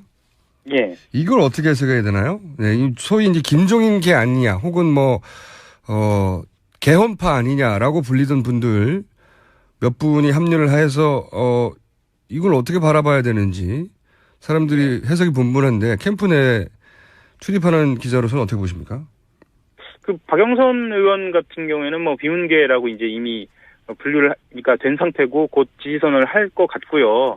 그리고 합류한 의원들을 보면 비문계라고 얘기하는 게 이제 이철희 의원이죠. 그렇죠. 이철희 의원이고 사실 기동민 의원 같은 경우에는 박원순계라고 보는 게 맞죠. 그리고 박원순계가 비문계냐라고 했을 때는 약간의 어떤 논쟁적인 여진이 있는 것 같고요. 다만 이런 건 있는 것 같아요. 뭐냐면 워낙에 그 문재인 전 대표 쪽으로 그 민주당 내 의원들이 무게중심이 쏠려있기 때문에 나머지 의원들이 자기의 갈 길을 좀 찾고 있는 상황인데 뭐 그렇다고 한다면 자기 갈 길을 찾는 사람들은 어쨌거나 비문계 의원들이 많고 뭐 자연스럽다. 자연스러운 현상으로 보이긴 하는데요. 또 안희정 캠프 내부에서는 이렇게 생각하고도 있어요. 뭐냐면 어쨌거나 비문계도 아우르는 포지셔닝이 필요하지 않느냐. 그런 뭐 본인들이 이야기하는 통합의 어떤 이것도 대연정의 컨셉에서 바라봐야 되는 겁니까? 당내 대연정? 본인이 그렇죠. 아니 뭐 당내 대연정까지 이를 이야기하는 것이 맞는지 모르겠습니다. 왜냐하면 본인들이 정견이 어느 정도 차이 나는지 모르겠으니까. 하지만 어쨌거나 그 아우르는 포지셔닝 같은 경우에는 비문계를 충분히 함께 할 수 있는 거죠. 비문계하고요. 여기서 핵심은 이제 사실 김종인 전 대표와 무슨 특별한 커넥션이 있는가 아닌가 뭐 이런 관점인 건데요. 김종인 전 대표하고는요, 커넥션이라기보다 지금 현재 안희정 캠프 내에 있는 박수현 전 의원이 김종인 전 대표의 비서실장 출신이거든요. 그러면서 이제 개인적인 교감이 있는 건 사실이에요. 하지만 그렇다고 해서 안희정 지사를 중심으로 해서 김종인 전 대표가 어떤 정치 판을 그리는 상황이다. 지금 그런 상황 보이고 있지는 않습니다. 탈당은 안 할 테니까요. 네. 알겠습니다. 오늘 여기까지 하겠고요. 네. 네네. 다음 시간에는 꼭 스튜디오에 나와주시기 바랍니다. 네. 네, 감사합니다. 지금까지 한결의 하영 기자였습니다. 특검의 집 앞에서 야구 방망이를 흔들었던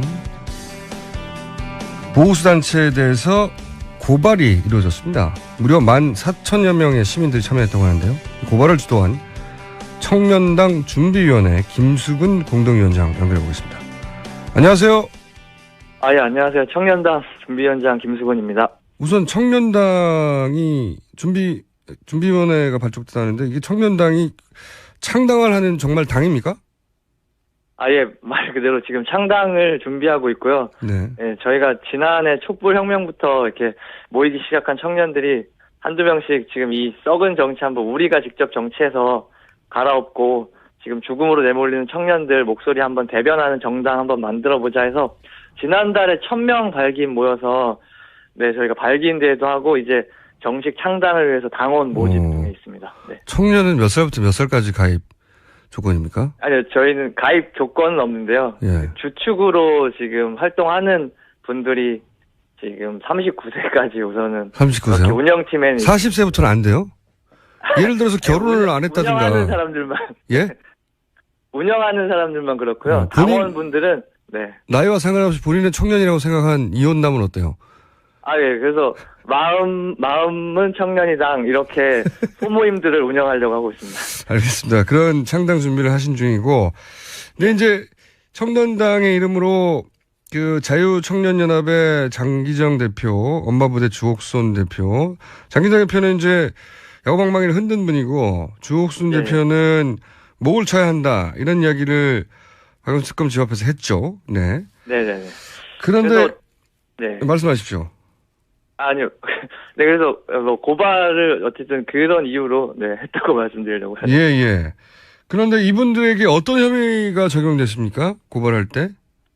네, 그래서 어쨌든 이 박영수 특검 자택에서 알루미늄 배틀을 들고 장기정이 몽둥이 맛을 보여줬는데 쌍욕도 하고요. 그다음에 네네, 조옥순 그렇죠. 씨가 목을 날리려고 왔다, 네. 때려잡아야 된다. 어쨌든 이런 혐의에 대해서 어쨌든 가장 핵심적으로는 특수공무 방해로 저희가 우선은 넣었거든요. 그래서 방해. 박영수 특검이 어쨌든 저희가 국가기관으로서 법률적으로 이제 수사를 하고 있는데 그에 대해서 그렇죠. 방해를 하려는 의도가 있었기 때문에 그거에 대해서 특수공무 방해로 우선은 넣고 그다음에 신의 한수라고 예. 또 인터넷 방송이 있는데요. 거기서는 이제 주소를 공개하기도 병원에 하고. 보내야 된다. 예. 네, 주소도 공개하고 박영수는 미쳤기 때문에 정신병원에 보내야 된다. 이런 말도 안 되는 이야기를 했어요. 그래서 명예훼손이랑 모욕까지 해서 네. 네, 그렇게 혐의를 적용했고 만약에 지금 어쨌든 검찰이 만약에 또 수사를 제대로 안 하고 한다면 저희가 예비적으로 특수 협박을 다시 넣어서요. 그래서 특수 공무 방해가 안 된다면 특수 협박으로라도 무조건 처벌을 해달라. 이래서 이번에는 무조건 이 사람들에게 단죄를 하려고 네, 하고 있습니다. 예비적 주장 이런 건 굉장히 변호사들만 쓰는 전문 용어인데 변호사세요 혹시? 저 변호사님이 도와주셔가지고요. 아 그렇군요. 네. 자 그럼 촛불 집회와 함께하는 변호사분들이 도와주셨나 보죠? 예, 저희가 매주 촛불 집회를 나가면서 같이 하다 보니까 예. 지금 박근혜 퇴진 비상국민행동이라고 주관하는 단체에 계신 법률팀 변호사 김도희 변호사님 계신데 네. 도움을 구해가지고 진행을 할 수 있었습니다. 그런데 그렇게 고발을 하는데 14,000명이나 참여했다는데 이건 어떻게 모으신 겁니까?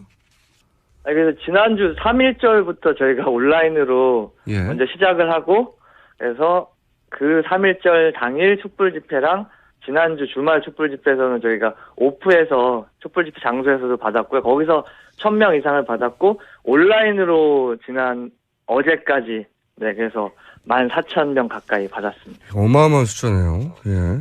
짧은 기간에. 자, 이 단체들이 그동안 이제 관제 데모에 동원된 거 아니냐. 모종의 컨트롤 타워로부터 지시를 받은 거 아니냐. 그런 의혹을 계속 받는 단체 아니겠습니까? 네, 그래서 지금 뭐 특검 발표에서도 주옥순, 장기정 이런 분들이 청와대 행정관들이랑 문자, SNS, 뭐 전화 이렇게 뭐 100통 가까이 넘게 네. 주고 받아왔던 게 드러났고 그게 총선, 탄핵, 뭐 이런 특검 관련된 집중적인 시기마다 연락이 굉장히 집중됐고요. 그래서 예. 명백한 관제담모 단체라는 게 밝혀진 거라고 생각해요. 이제 수사를 해야겠지만. 이 청와대 어버연합이 네. 청와대 행정관은 그러면 고발 안 하나요? 아, 그런 지시의 의혹을 받고 있는 사람은 고발 대상이 아닙니까? 궁금해서 여쭤보는 건데. 네, 저희가 그것까지는 생각을 못했는데요. 다시 한번 청와대 행정관까지 한번 준비를 해보겠습니다. 알겠습니다. 왜냐면은 지금 이분들은 명백히 그런 발언들 행위를 했던 분들이고 그죠? 네, 그리고 근데 이분들하고 지금 청와대 행정관하고 계속해서 통화해 왔다는 거 아닙니까? 올해까지 올 초까지도. 네. 그러니까 그분에게도 어떤 지시의 의혹이 있는 것 같긴 한데. 네. 그분이 빠져서 이 약간 꼬리가 될 수 있는 이 사람들 잡고 늘어져서 예. 저희가 이제 몸통으로까지 좀 고발을 확대해 가려고 지금 계획 중에 있습니다. 이 고발을 해야 되겠다고 하는 결의는 어떻게 나온 거예요? 청년당 준비위원회에서 회의를 거치다가 야 이게 너무하지 않냐 이렇게 나온 겁니까? 네, 그래서 지금 어쨌든 저희가 뭐 계속 뭐 탄핵 국면에서도 뭐 태극기 집회니 뭐 어버이연합 엄마 부대니 거기에 무슨 뭐 애국자가 어디 있고 엄마가 아들 걱정하는 엄마가 어디 있습니까? 근데 이제 뭐 자유청년연합이라는 데서 예. 청년 이름을 들먹이면서 또 이런 말도 안 되는 테러 행위를 하고 막 몽둥이 들고 나오는데 그에 대해서 경찰이 원래 먼저 움직여서 신병 보호를 하고 했어야 되는데 그렇죠. 뭐 그 재판관이나 특검에서 그렇게 공포스러워서 신변을 요청했는데 그것도 늦장으로 막 며칠 있다가 나타나고 이런 상황을 보면서 이게 확실히 지금 뭔가 문제가 있다. 우리가 이 사람들 이런 범죄 테러에 대해서는 확실히 죄를 물어야겠다 싶어가지고 청년 이름을 더럽히는 자들에 대해서 좀 청년당으로서 한번 고발해보자 이렇게 됐습니다. 네. 그러니까 자유청년연합에서 이런 소위 백색 테러에 해당될 행위를 하니까 청년당으로서 가만히 있을 수 없지 않느냐 이런 중재가 모아졌군요. 예. 이해했습니다. 그렇게 말씀하시니까 이해가 딱 가네요. 자, 이제 탄핵 심판 선고도 뭐 길어야 일주일 이내 결론이 날 것 같은데 앞으로 청년당은 어떤 활동을 할 예정인가요? 여기까지 제가 묻고 오늘 인터뷰 끝내야 될 것 같은데. 네네. 우선은 저희가 지금 한번 고발을 했는데요. 지금 이분들뿐만 아니라 저희가 촛불 집회 항상 가는데 시민들이 폭행당하고 뭐 기자분들 뭐 계속 공포가 좀 조장이 많이 되거든요. 그래서 그렇게 피해 당한 백색 테러 이런 제보를 받아서 약간 백색 테러의 전쟁을 좀 선포해서 아예 뿌리를 뽑아 나가려고 하고 그래서 뭐 저한테도 지금 뭐 빨갱이 새끼 어디냐 밟아 주겠다 이렇게 개인적으로 협박도 오거든요. 그러니까 이런 모든 것들을 다 좀 이번에 청산할 수 있게 하려고 하고 헌재에서도 이제 탄핵 앞두고 굉장히 긴장이 고조되고 할 것 같은데 저희가 청년당이 좀 가서 재판관도 보호하고 만약에 또 태극기 집회나 이런 백색 테러를 하려는 자들이 있으면 너도 고소하겠다 이렇게 하면서 좀 저희가 이 안정적인 인용이나 이 판결을 좀 보장하려고 좀 활동을 하려고 계획하고 있습니다. 네, 다른 활동들을 응원하고요. 다만 재판관을 보호하는 것은 경찰에게 맡겨주시기 바랍니다. 네. 알겠습니다. 오늘 말씀 감사하고요. 창당은 언제 됩니까? 연내 창당을 목표로 지금 당원 모집하고 있습니다. 예, 연내 굉장히 많이 남았네요. 대선까지는 저희가 좀 촛불혁명을 완수를 위해서 좀 싸워나가려고 합니다. 대선 이후에 창당을 할 계획이시군요. 예. 네, 알겠습니다. 창당 준비가 어느 정도 되면 윤곽에 나오면 저희가 또 한번 연결해 볼게요. 그러니까 앞으로 이런 고맙습니다. 앞으로 이런 고발은 이분들로 끝나는 게 아니라 앞으로도 계속 하겠다는 말씀이신 거죠? 네. 예, 계속해 나가려고. 그리고 그게 청년당으로 끝나는 게 아니라 앞으로 이렇게 모아서 고발 참여 인원들을 시민들과 함께 고발하겠다는 거고요. 예. 예, 그래서 같이 연대할 분들도 퇴진행동 쪽에서도 지금 같이 고민도 하고 계셔서 저희가 같이 할 단체나 이런 시민들이랑 좀 더 완전히 뿌리 뽑을 때까지 한번 싸워 나가도록 하겠습니다. 알겠습니다. 네. 고발이 늘어날 때마다 저희가 연결해 볼게요. 예. 자, 오늘 말씀 감사합니다. 네, 고맙습니다. 지금까지 청년당 준비위원회 김수근 공동위원장이었습니다. 불친절한 AS. 오늘도 버스기사님, 택시기사님, PC방 사장님, 이어서 교회 차량을 운전하는 목사님이 문자를 보내주셨네요. 새벽 예배를 마치고 교회 차량을 직접 운행하는 목사입니다. 저는 뉴스공장을 다운로드 받아서 듣는데 요즘처럼 목사로 살기 쪽팔리고 힘든 적이 없었어요. 아마도 저 같은 목사님들이 우리나라에 잔뜩 있을 거라고 봅니다. 이 방송을 들으시는 목사님들 앞으로 문자를 부탁드립니다. 굉장히 이해하기 힘들거든요. 네.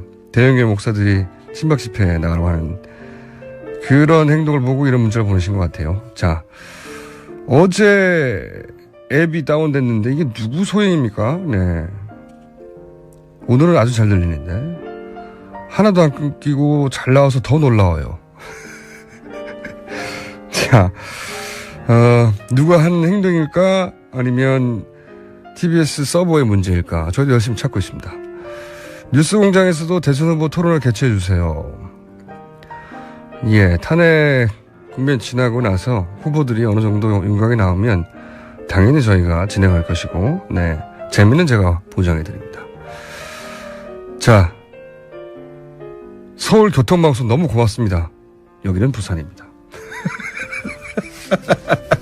이건 그래도 나아요. 서울교통방송 잘 듣고 있습니다. 여기는 토론토입니다. 이런 것도 많고요. 여기까지 하겠습니다. 감사합니다. 저희가 지난주에 한번 소개해드렸죠. 소개해드리자마자 이분의 성함이 검색어 순위를 다퉜습니다. 네. 그렇게 본인의 이름이 검색어 순위를 다툰 적 있어요? 아, 처음입니다. 그렇죠? 네. 셜록 홈즈에서 나왔죠? 네, 그렇습니다. 네.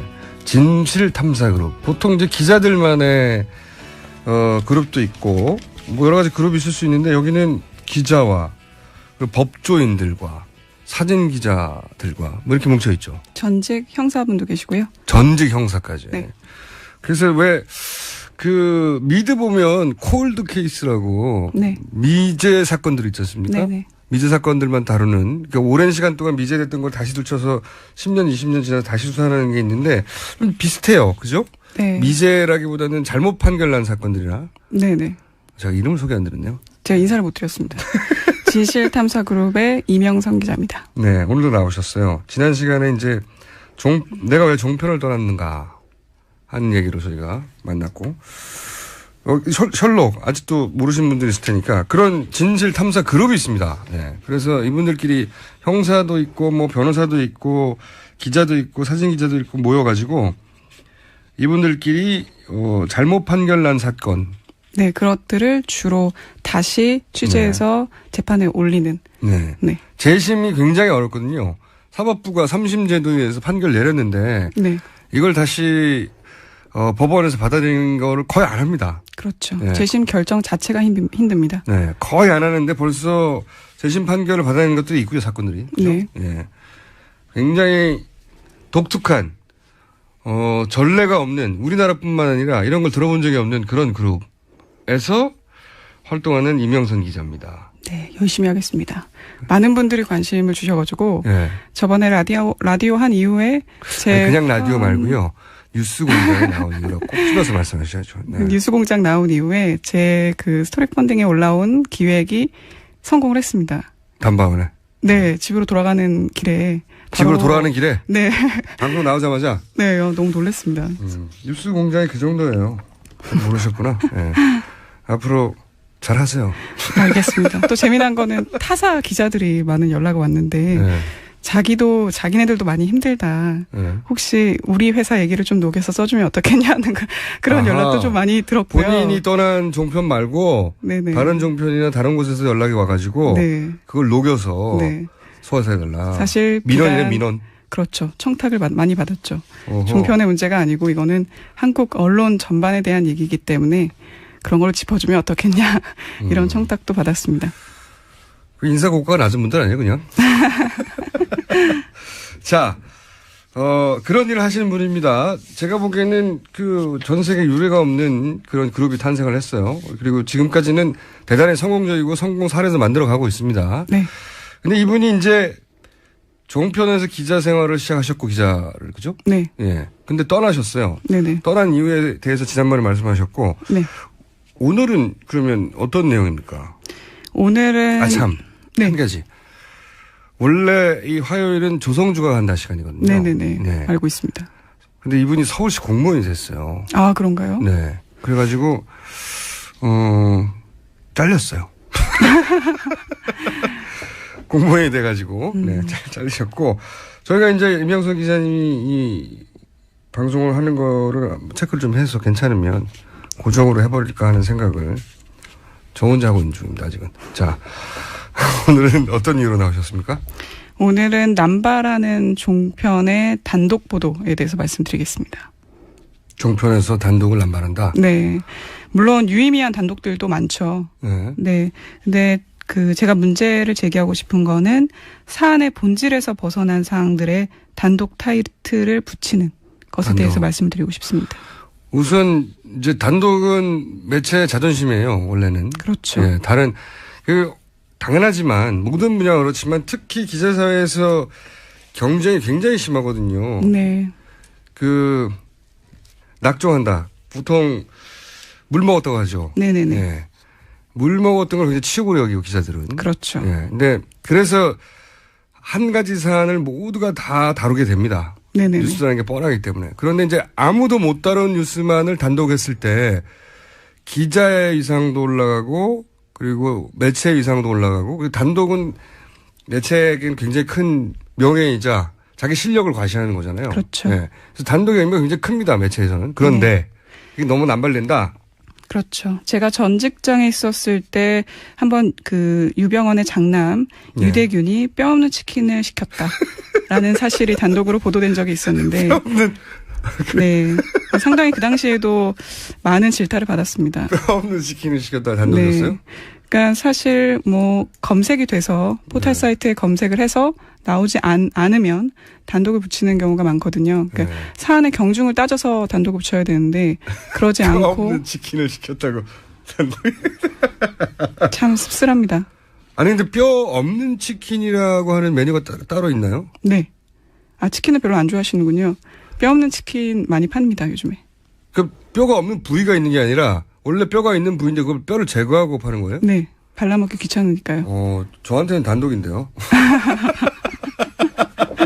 아니 뼈가 없는 치킨이 상품으로 나왔다는 게 단독인데 여하간 당시 유대균 씨가 이제 뼈 없는 치킨을 시켰다고 하기는 생각해 보시면 최순실 씨가 네. 처음에 수감되고 나서 네네. 곰탕 시켜서 단독이었어요. 네, 예. 알고 있습니다. 곰탕 주문에. 예. 그래서 사실 지금도 그런가 제가 퇴사한 지 벌써 2년이 됐기 때문에 지금도 이런 거 취재할 때 야 단독으로 붙여 이렇게 지시가 내려옵니까? 제가 이 사실을 조금 정확하게 알려드리는 게 좀 조심스러운 게 이게 후배 기자가 썼거든요. 아하. 네, 그 후배 기자가 이게 수습 끝나고 얼마 안 돼서 보고를 다 올리지 않습니까? 상세하게. 그러면 보통 윗선에서 이거 우리만 확보한 내용 아니냐? 그러면서 단독을 붙입니다. 경중에 상관없이. 네, 그래서 취재 기자는 좀 민망한 상황이 많죠. 그러니까 저 같은 경우도 주변부 정보를 올렸는데 그렇죠. 핵심 기사가 아니라 요거 단독이네 하고 네네네. 위에서 데스크가. 그래서 저 같은 경우에도 이런 부끄러운 기사를 쓸 경우에 다음날 출입처를 출근하기가 많이 꺼려졌습니다. 본인이 이렇게 뼈 없는 치킨 같은 사소한 단독 하신 적 있어요? 예전에 강서구 재력가 청부살인 사건이라는 게 있었습니다. 네. 그래서 김영식 서울시 전 의원이 맞습니다. 그 기억납니다. 사건의 어떤 중심이기 때문에 논란이 많이 됐었는데 그 서울시 본회의장에서 목소리를 좀 높여주세요. 네, 저희 알겠습니다. PD가 목소리가 점점 들어간다고. 네네. 네. 그 난데없이 동성애 성향적 발언을 했던 적이 있더라고요. 그래요? 네, 본회의장에서. 근데 이건 사건의 본질과도 상관이 없고, 그렇죠. 그다음에 정치적 발언도 아니기 때문에, 청부살인 사건이었는데. 네네. 네. 그렇게 주목할 사안은 아니었음에도 불구하고 저에게 이 기사를 쓰라는 지시가 떨어졌던 적이 있습니다. 동성애 관련 발언을 한 네. 것. 그러니까 사안과 상관없이 눈길을 끌 수 있으면 끄집어내서 단독을 갖다 붙인다. 네. 그런 게 하루 이틀이 아니다. 그쵸. 뭐 지금은 좀 나아졌는지는 모릅니다. 근데 2년 안 전만 나아졌어요. 안 나아졌고 날로 심해지고 있어요. 네, 제가 그래서 어제 좀 그 출연을 준비하면서 찾아봤는데 네. 뭐 4월에도 북한 시장에는 방울토마토가 판다. 뭐 이런 것도 나오고 그다음에 북한 시장에 단독 4월에 북한 시장에는 방울토마토 팔아 이렇게 단독이었어요? 네, 제가 전에도 말씀드렸지만 북한 기사가 좀 문제가 많은 걸로 좀 생각이 드는데 근데 이게 왜 단독이죠? 방울토마토가 제가 봤을 때는 영상을 좀 단독으로 확보해서 이거를 좀 틀어보겠다는 생각으로 이게 누구한테 기사를 충격을 주는 구성하다 거죠? 아니 북한에 방울토마토가 있어 이런 건가? 저도 잘 모르겠습니다. 안 팔 것 같은 품목을 팔아서 기사를 작성한 건지 근데 제가 봤을 때는 이 영상을 확보한 걸 최대한 활용하기 위해서 기사로 작성하는 과정에서 아니, 북한에서 방울토마토를 판다는 게 왜 뉴스일까요? 그것도 단독일까? 충격적이지 않은데 전혀. 정보성도 없잖아요. 여하간 그리고 또 뭐가 있습니까? 그리고 이제 김정은과 관련된 기사가 많이 나옵니다. 그렇죠, 그래서 항상. 또 어제도 제가 좀 검색을 하는 과정에서 나온 것들이 있는데 그 김정은이 애플 제품 마니아다. 그래서 자신의 이름을 자주 검색한다. 이 내용이 단독으로 보도됐습니다. 애플 제품 마니아여서 자신의 이름을 즐겨 검색한다는 건 논리적으로 연결이 안 되잖아요.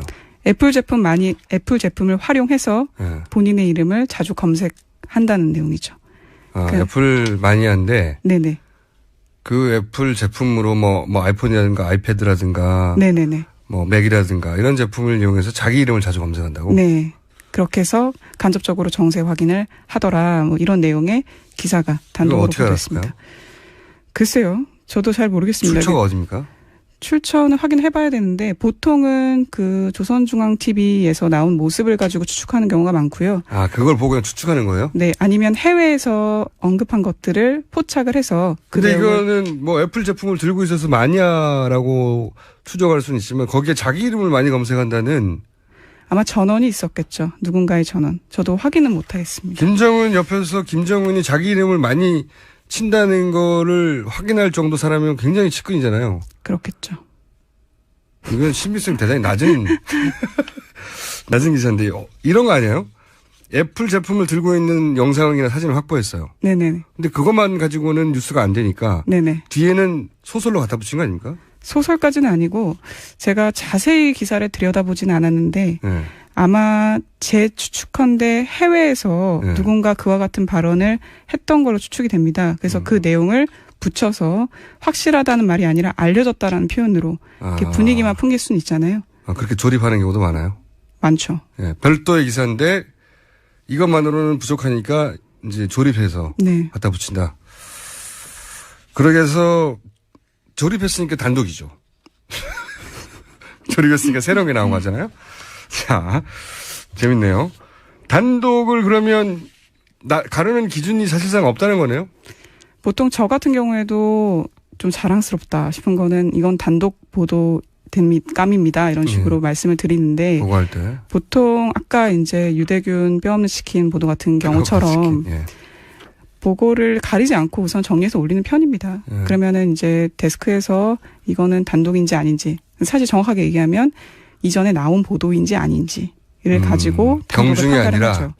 네네. 사안의 경중이 아니라 사안의 본질적인 관련이 있냐 없냐가 아니라 한 번이라도 거론되지 않았으면 무조건 단독을 갖다 붙이고 그런 경향이 있습니다. 경향이 있어요? 네. 경향이 심해요? 네, 심한 편이라고 저는 판단하고 있습니다. 그러면 이걸 단독으로 만들어내 거꾸로 그런 요구도 있나요? 요청? 저는 요청받은 적은 없는데요. 예. 그래서 자신의 보고가 예. 단독이 될 것 같은 위험에 처했다. 그러면 저 같은 경우에는 위험에 처했다? 보고를 하지 않았습니다. 사실 이러면 안 되는데, 그러니까 취재기자가 데스크를 신뢰를 안 하는 거죠. 그래서 이제 친한 기자들끼리는 저희들끼리만 공유를 하고 데스크에는 보고를 정보 하지 보고를 않는 안 경우. 하는. 네. 예를 들면 어떤 사건이 있어요? 지금 글쎄요. 이제 이미 퇴사하셨으니까 공개해 보세요. 딱히 기억이 나는 것들은 없지만 그 세월호 취재를 했을 때 유가족들 관련된 어떤 정황 같은 걸 취재를 보고 그 지시받았었는데 민감한 것들은 확인이 되지 않으면 보고하지 않았습니다. 네. 단독거리가 될 수 있지만 이게 악용될 소지가 많아서. 네네네. 제 개인적인 의견. 틀림없이 경험입니다. 이것은 종편의 정치적 편향에 맞춰서 악용될 소지가 있다. 이러면 아예 취재한 내용이긴 하고 단독 타이틀을 붙일 수 있지만 또 그렇게 될 것 같아서 안 하는 네. 거. 아하. 그거 이해갑니다. 그리고 이거 진짜 단독 아닌데, 네네. 단독 아닌데 이거 단독으로 붙여 이런 것도 있나요? 그런 경우 많죠. 그러니까 그래서 어떤 타사에서 단독 보도가 됐는데 이미 됐는데 어디서 인터뷰만 하나 받아서 인터뷰를 한 줄을 넣습니다. 그리고 단독 보도입니다. 이렇게 내보내는 경우에는 도대체 뭐가 단독인지를 모르는 경우가 많거든요. 구체적으로 예를 들어보세요. 구체적인 예는 딱 부러지게 기억이 나진 않지만 그런 사실이 기억을 다 많이 한 다음에 나와주세요 앞으로는. 알겠습니다. 대본에 없는 내용을 자꾸 여쭤보셔가지고. 저는 구체적인 게 궁금하거든요 항상. 네. 그래서 저희는 그거를 한 줄 단독이라고 많이 부르는데요. 그래서 이미 나와 있는 내용에 그 줄기랑은 상관없지만 곁다리의 내용을 추가해서 이미 보도됐는데 네네. 그 내용 관련해서 딱 한 줄만 더 추가하는. 그렇죠. 보통은 인터뷰입니다. 아, 네. 기사가 나왔는데 그 당사한테 전화를 해보는군요. 네네. 네. 기사를 보셨습니까? 네, 봤습니다. 어떻게 생각하십니까? 그렇죠. 뚝! 네. 보통은 뚝 끌어버리는데 그럴 경우에도 더 이상 언급하지 않았다, 뭐. 그렇죠. 그렇게 단독을 만든다. 네네. 그리고 본인이 이제 김수창 전 제주지검장 관련해서 보도하면서, 기자로서 회한이 있었다면서 그 내용이 뭐예요? 그 예전에 김수찬 전 제주지검장이 길거리 음란행위를 해서 논란이 됐던 적이 있습니다. 네. 근데 그때 이제 저를 포함해서 2명이 그 취재기자 2명이 제주도로 가서 그 음란행위 CCTV를 찾은 적이 있습니다. 사실 그것도 좀 회의가 컸었거든요. 과연 그만한 사안인가? 그러니까 음란행위 CCTV를 찾는 게 과연 유의미한가? 어차피 방송에서 나올 수가 없지 않습니까? 근데 그때 여러 가지 CCTV를 확보하긴 했습니다. 음란행위가 찍힌 건 아니고 뭐 식당에 간다거나 엘리베이터를 탄다거나 엘리베이터를 탄다거나 근데 그런 내용에도 단독을 붙여서 식당 단독 식당에서 밥을 먹더라. 그래서 이 뭐 경로라고 할까요? 그 당시에 이제 사건이 있었던 이동 경로. 네, 그거를 단독으로 내보낸 거죠. 그러니까 무의미한 거죠. 무의미하지만 영상이 확보됐으니까 단독으로 붙여서 내보내는 거. 네네네. 자, 이게 이제 아까 말씀하셨잖아요. 이게 비록 뭐 종편이 아무래도 경쟁이 심해서 눈에 많이 띄긴 하지만 종편만의 문제가 아니다. 단독 경쟁은. 제가 최근에 주목해서 보는 거는 그 국가기관 통신사 연합뉴스인데 연합뉴스에서도 지금 이와 같은 일들이 많이 벌어지고 있기 때문에 많이 좀 안타까운 상황입니다. 뭐 예를 들어 생선은 건강식이다. 뭐 이런 것도 단독이 붙고 그다음에 뭐 생선 건강식이다. 마트에서 모로코 문어가 50% 가격으로 팔더라. 절반 가격으로 팔더라. 뭐 이런 내용에도 단독이 붙기 때문에 단독이 사라진 경우 있어요. 정반대로. 이건 단독 맞는데 이 매체의 정치적 편향 때문에 아예 사라져버렸다. 한 30초 남았는데 짧게. 그런 얘기는 좀 들어본 적이 없고요. 그러니까 최대한 단독으로 포장을 해서 보도를 해야 사실상 포털 사이트에 비슷한 내용이 많으니까 그렇게 해서라도 눈에 띄고 클릭이 유도가 되면 최대한 단독을 활용하려는 경향이 강하죠. 알겠습니다. 자, 종편만의 문제는 아닌데 종편에서 유난히 두드러지는 문제점에 대해서 오늘 짚어봤고요. 앞으로도 저희가 이 문제를 계속 이 진실탐사그룹 셜록의 이명선 기자하고 계속 짚어볼 생각입니다. 오늘 말씀 감사합니다. 네, 감사합니다. 지금까지 김어준이었습니다. 네, 내일 다시 뵙겠습니다. 안녕.